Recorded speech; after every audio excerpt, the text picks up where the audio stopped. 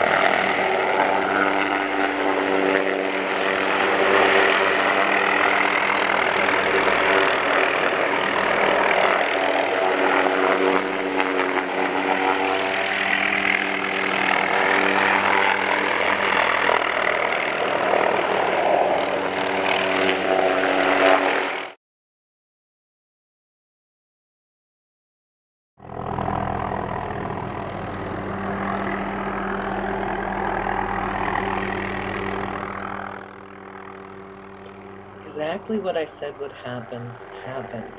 The way the trap is constructed lends itself to chaos there at the moment when the pilot has to get those horses into that trap. The wings are set in an illogical manner when you consider how a horse thinks. No, I don't have telepathic powers and did not communicate with these horses prior to my arrival. Um, it's common sense. During this run, the Corps actually did what they should have done and apparently did call that pilot and say, this run is over, you can't push, let them go. These horses were exhausted, they were sweaty, you can really see it in the bay as they come to the trap. What's disturbing is that I was there, and these horses were released. These were going to be the last one of this trap. I did not observe the days prior to my arrival at this trap. The day before, they got 99 horses to go into this trap. I wondered just how much pressure that pilot had to put on those horses. These horses were driven a very long distance to get to this location.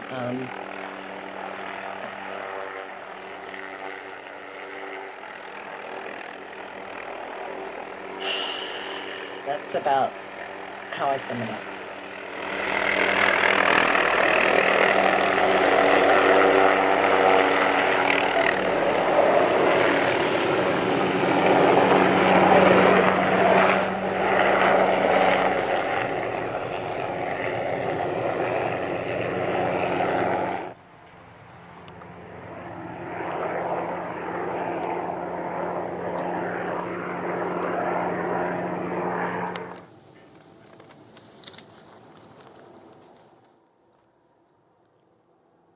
At this point, I don't know that the Corps has called off the pilot permanently from this band. I do know he's left the location to go refuel.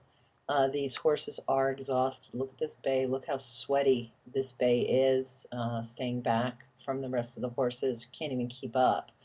Another indication, his buddy comes back to keep him company. Something else, another indication that these bands are fractured is that two horses stay together, the others go off. The pilot does return, and you can see the distance these two groups are keeping. 4 over on one side and 2 there. The pilot does return and he lands, and my assumption is that they're determining whether to call the roundup for the day or not.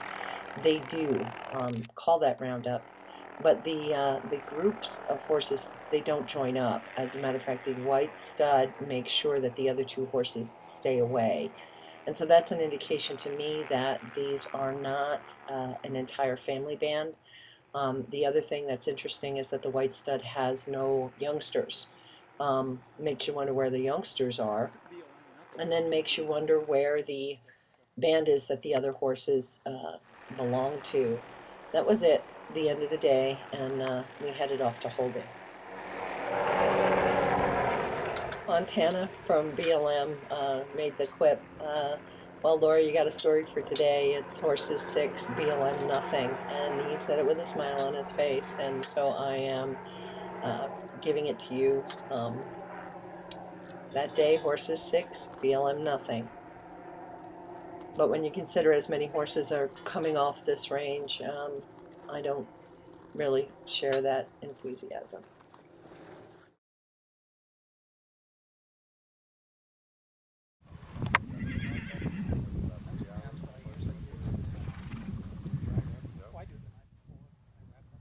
At Holding, it's the same old. However, we were given a walk around, and so I could get these pictures for you. You know, the same faces. This buckskin stud is stunning. So is this one. I have to look for holes in the snow fencing to try and get images. I did see some terrible injuries in feet. Today promises to be another day like that. I did go to that trap location, the one set for today, and look at the terrain the horses were going to have to go through. It narrows into a little canyon, lots of rocks. It's going to be a foot shredder. This horse was just stunning. These horses will go off to Litchfield holding facility. They'll probably be trucked out today. 2 loads did go yesterday.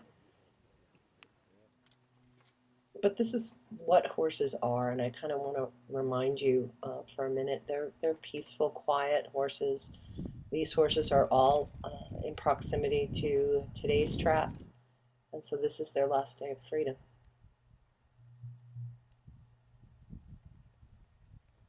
When this agency completes its agenda, you kind of wonder what tomorrow will bring.